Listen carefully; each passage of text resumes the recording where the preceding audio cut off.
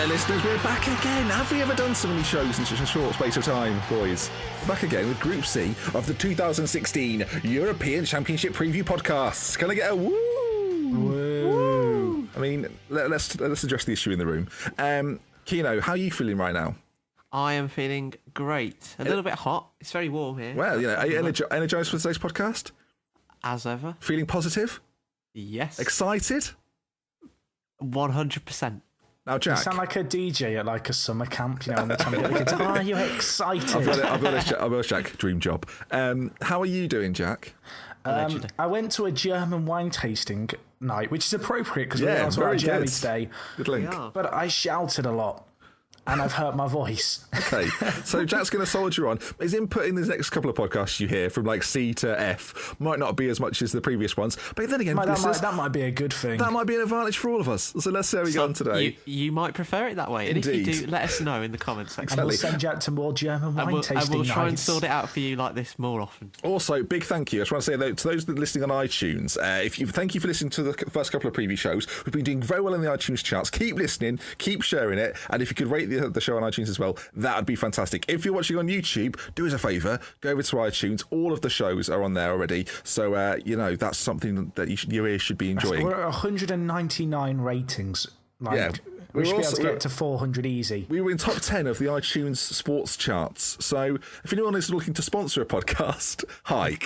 Now then, let's get on then to Group D, one of the most interesting groups out there. Group D. That's a preview for the future. Group C then, Germany. I mean, if you are willing to sponsor us, ignore that bit there. Germany, Northern Ireland, Poland, and the Ukraine fill this group. Some hot striking talent within it. But shall we start, boys, with the big dogs in the competition? Yogi Löw and the German side. Are they favourites going into this game now? What do you reckon? I think they have to be for the whole tournament. For the whole tournament. Yeah, I think so. I don't see why not. World Cup holders. So, I mean, give them that. Qualified very well, won their group with a bit of ease.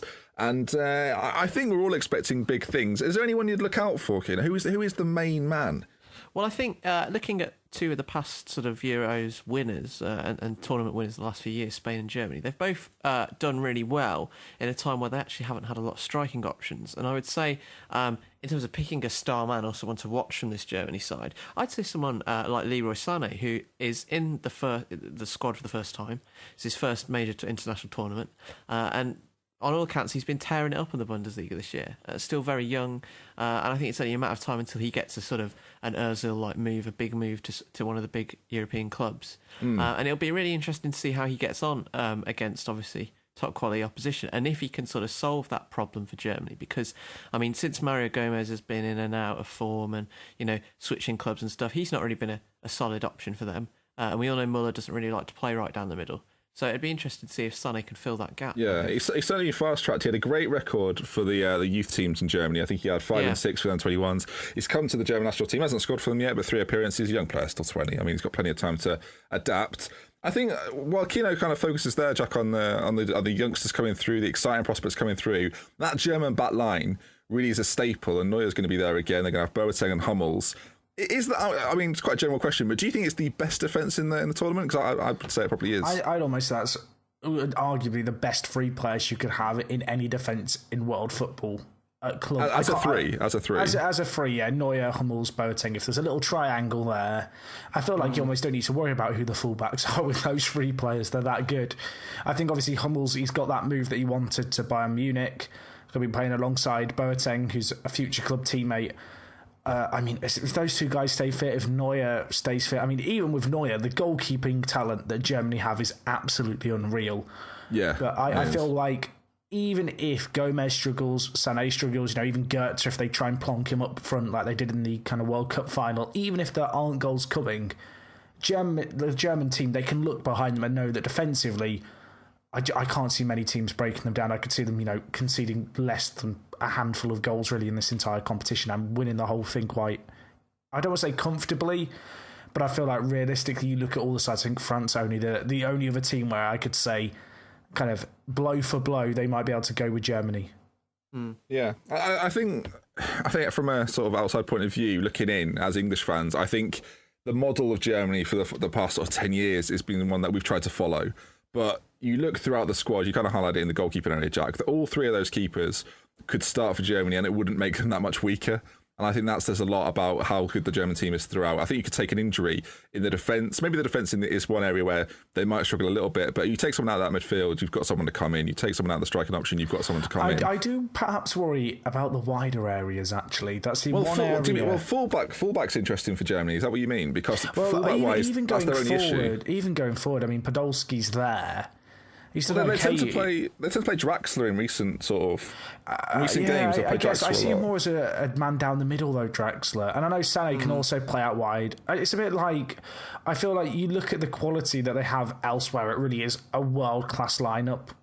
And I look at the wide areas with Schürrle. Obviously, Muller, you cannot question Muller in any way, shape, or form, but there isn't a natural right midfielder who can just immediately slot in there. Maybe Sané, you could argue, can slot in there. But I do feel like, compared to some of the other areas of the pitch, particularly the centre mid position where you've got Kroos, Khedira and Schweinsteiger, and then we've already talked about defensively, I feel like there's a few players who perhaps aren't as proven there and perhaps aren't natural fits to slot into it. They're lacking a James Milner almost. And Lahm was almost the James Milner for Germany of the defence. I love that. I imagine that's the debate going on in Germany as we speak. How are we going to develop this James Milner going forward? We've got Sami Khedira. Sure, he's been at Real Madrid. Sure, he's been at Juventus. But can he whip a cross in from deep? That's the real question. I should say as well, first tournament for a long time, as like for us like growing up as well. Philipp Lahm obviously retired.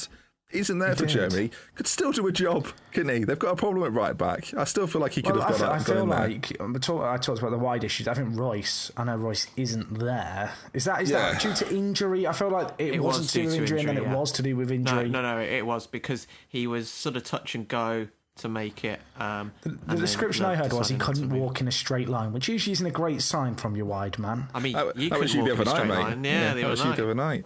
That's Germany then, group winners. So we kind of just unanimous on that. I feel like we have to be. There's always a shock, but I don't think this year it'll be Germany. I don't think this is the Poland could maybe cause a shock. They beat Germany in the qualifying. So. And they're not bad. We'll come on to Poland in just a moment. We're first going to go to one of the home nations, boys. Northern Ireland are in a competition of international calibre. Amazing. It is fantastic when you think about where they've been in the last, again, sort of in our lifetimes, really. You never considered them to be a team capable of qualifying, but they're there and they're there on merit, which is like. Well, I was about to say, I know. I mean, you guys could correct me. You're a bit of a stat guy, Ben. You can connect me on this if I'm wrong. But God! Obviously, the qualifying campaigns were made easier, quote unquote, this time around. But I think Northern Ireland would have been pretty close to qualifying in sort of the old type system anyway, as well. Even if they hadn't been more teams. Well, I guess we'll put it this way, Keeno. They were in I think they're in pot 5. We talked about the pots in a previous podcast. They're in pot 5. I think quite a few teams were linked. Well, not linked. Sorry, were predicted to finish above them. They finished top of their group. They qualified, like the top 2 qualified. They were 5 points ahead of Hungary. Romania qualified in second. Finland, Greece had an awful time of it, as was kind of publicised. With 6 points, they finished bottom. And it's not, I wouldn't say it was a tough group. You look at that group, but there's not really a standout team in there that you expect to win the group. But Northern Ireland took advantage of that. They only lost 1 game in the qualifying.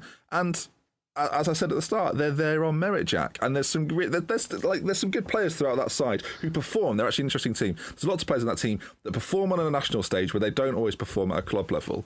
And I think that's really important. I think that Michael O'Neill's got a really good thing going there at the national team, and everyone seems to be behind it. Of course, there are players who are performing at club level, such as Will Grigg of Wigan. Apparently, he's on fire, Jack. Well, he is. 20-odd goals. I mean, I just want to hear the Northern Ireland fans singing the Will Grigg is on fire song.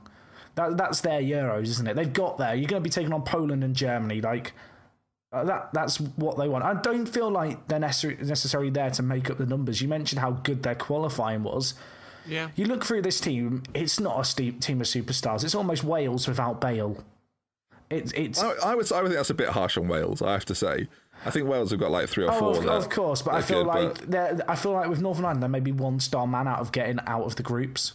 I feel like you look at their team, it's a consistent team throughout. I think defensively, they've got some pretty good players there. As I said, there's no standout player, but it's been a really united kind of performance by them in the qualifying. And I mean, whilst I can't see them getting out of this group, I don't feel like, as I said, they're there really to make up the numbers. And I think Lafferty's a player I want to see something out of. You mentioned players who never really perform at club level, but then seem to do something on the international stage. Yeah. I know he came, obviously, to England in recent years with a bit of a fanfare about him, and didn't really do a lot. But on the international stage, he really has impressed me. Yeah, I think the thing with Lafferty is he had quite a good time at Palermo, didn't he? Yeah. No one to say. He came to Norwich, he never really clicked. He's had loan spells, more recently at Birmingham. And it's just, if he can be the kind of catalyst to their success, that'd be really interesting. A player, Keeno, who's probably we talk about their star player. Stephen Davis for Southampton had a fantastic year with Southampton. Mainly because Southampton had a great time. A player who I know quite a lot about, being an ex-Villa player. I've seen him play quite a lot when he was sort of coming up. Do you think it's going to be interesting to see how these players, like we talk about Will Grigg, right? And obviously everyone's talking about Will Grigg at the moment. He's going to go, but he's going to. But I guess the point on Will Grigg I want to make is that he's going from League One football to playing against Germany and Poland, and is that going to be? I mean, it's easy for us to sit here and say it's going to be a step too far.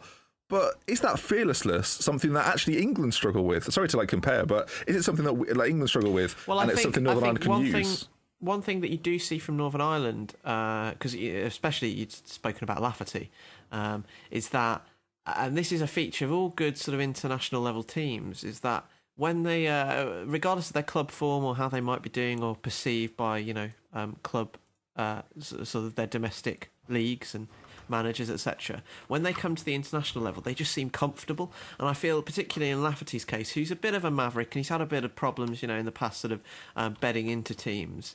I think that for him, it's clear that in this Northern Ireland setup, he is 100% comfortable and happy with his job, knows exactly what he's doing, and obviously we've seen the results of that and the benefits of having that sort of comfort.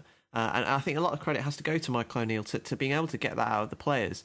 So, I mean, it's quite difficult when talking about a team like Northern Ireland to sort of weigh up their club form and then see how that sort of will translate into playing in the Euros. Yeah. Because it's so comfortable for them in their international setup. I think just really on Lafferty, it says a lot that in the last 2 years for Northern Ireland, he scored as many goals for Northern Ireland in competitive matches in that time than he did the previous 6 years. And I think that kind of expresses what you're saying there. He's comfortable in this and it will get the best out of him.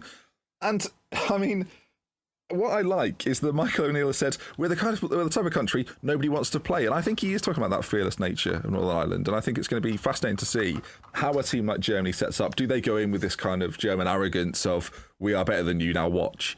Or will it be a case of Northern Ireland make it very, very difficult? I mean, they scored the most amount of goals from set pieces in all of qualifying with 9 goals. It's certainly something they can try and use, especially if Emre Can's defending at the back, because let me tell you, it could be questionable. I mean, I think ultimately against Germany they'll fall short, but there's certainly something to be had, I think, from Poland and Ukraine, both of whom have had their problems in recent years. We will come on to Poland. Obviously, 2 teams that hosted the tournament, did they not? And it's funny that they're all in the same group. Yeah, looking at Lewandowski then, Jack, I guess that's the place to start with Poland. He is a huge player in this Polish side. We've talked about it previously. We've talked about Bale at Wales. We've talked about Zlatan at Sweden. But Lewandowski is a player that is in some decent form. Well, what was it? 4 or 5 goals in 8 minutes. He's been unreal this year. It's been one of his best years, I think, at club level. That was quite a long time ago, though, to be fair. It was, but I feel like that's really epitomised how his season's gone as a whole. I think he's 30 or 32 good for Bayern. Yeah, I feel like not bad.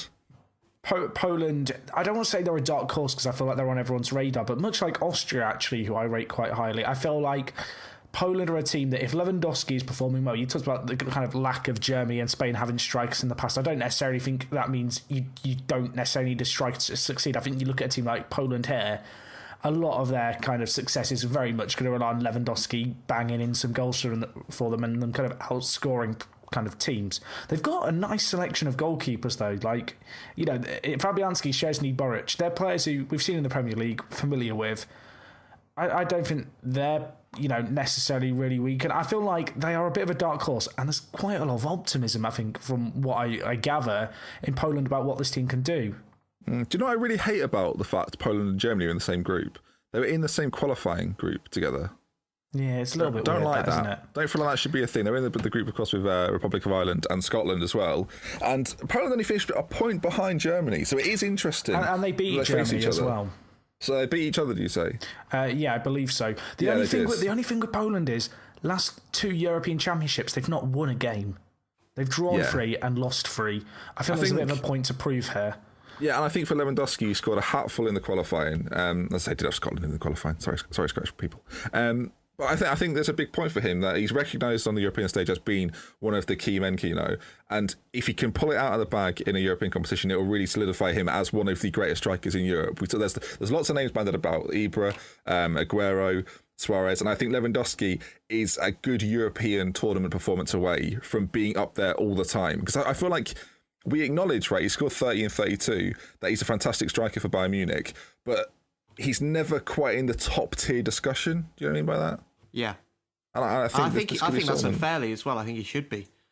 Yeah, I guess you can kind of base it on players that are linked with moves to the Premier League, as much as we think a lot of ourselves in the Premier League.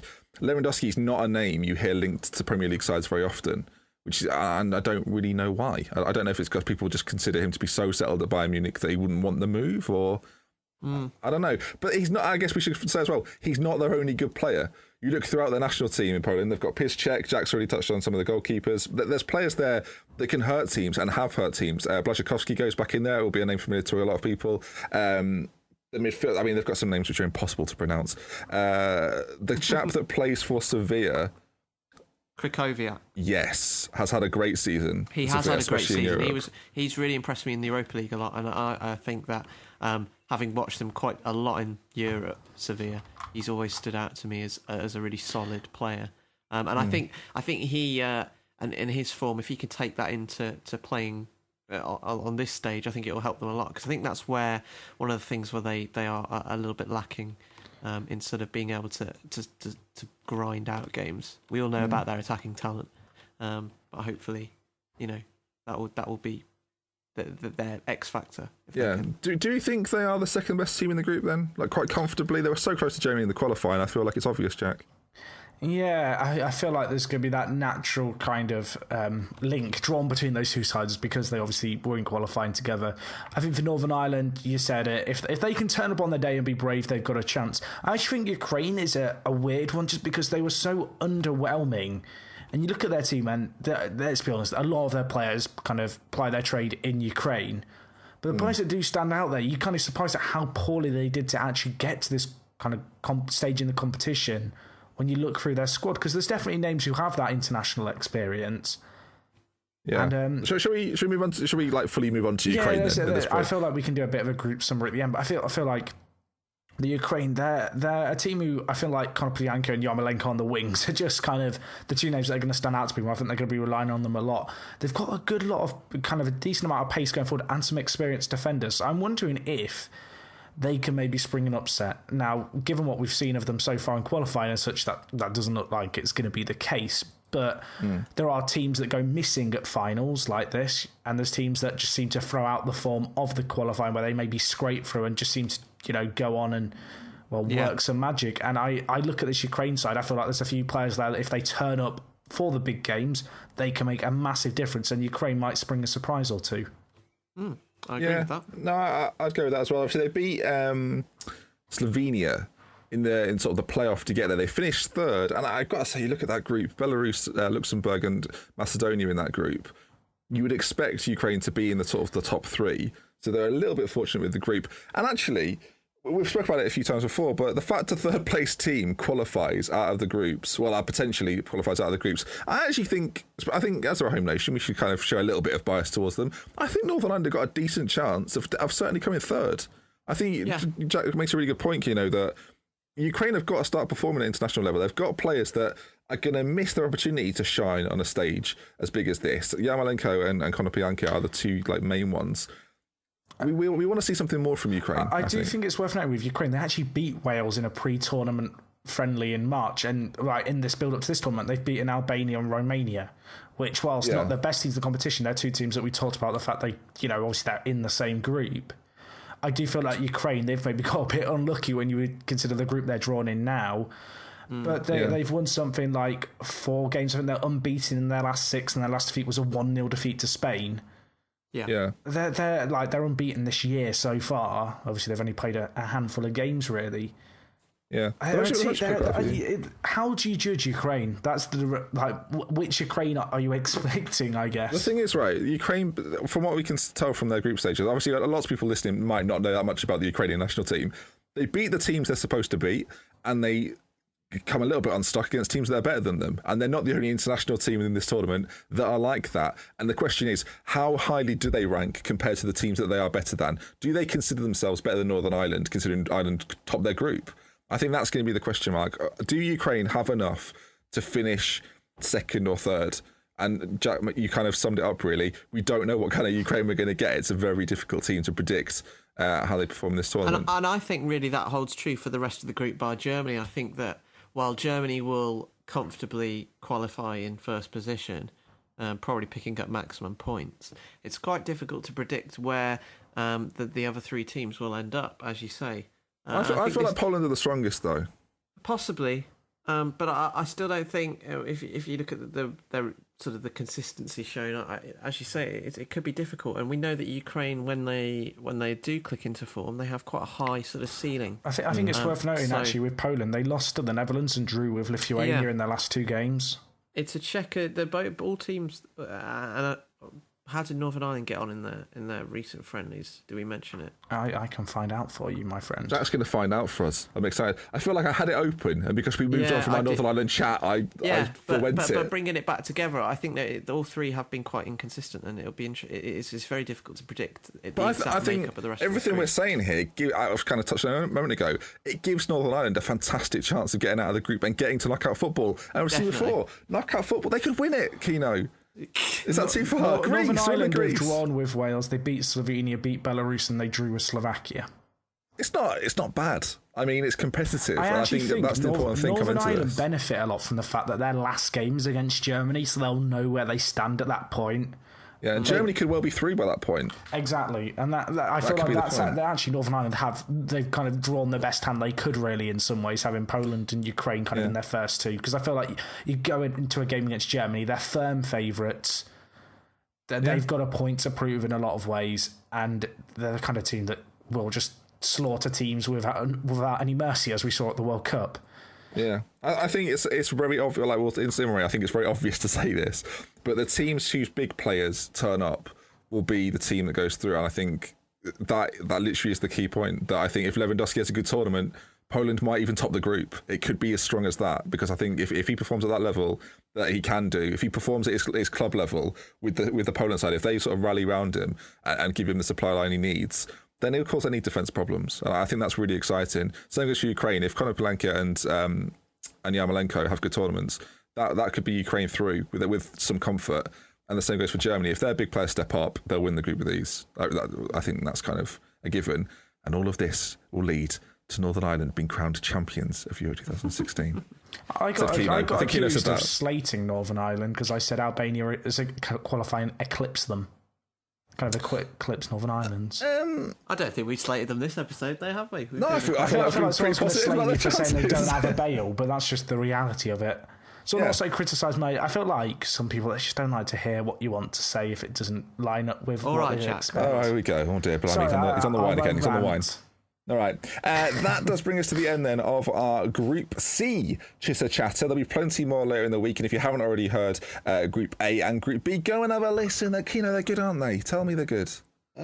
Everyone seems to agree as well. Everyone seems to agree. If you're listening on iTunes, please do rate the podcast. Feel free to share it around. If you've got friends that are looking for a football listen throughout the Euro campaign, do recommend us. We are at For The Fan Show on Twitter, For The Fan Show on iTunes, and youtube.com/For The Fan Show, where you can find all of the videos a little bit later than the iTunes putting out. So if you're listening on YouTube, just know it's on iTunes first. That then, gentlemen, brings us to the end. Jack, thank you for joining me, my man. Thank you. Of course, for any sponsors watching, we're available.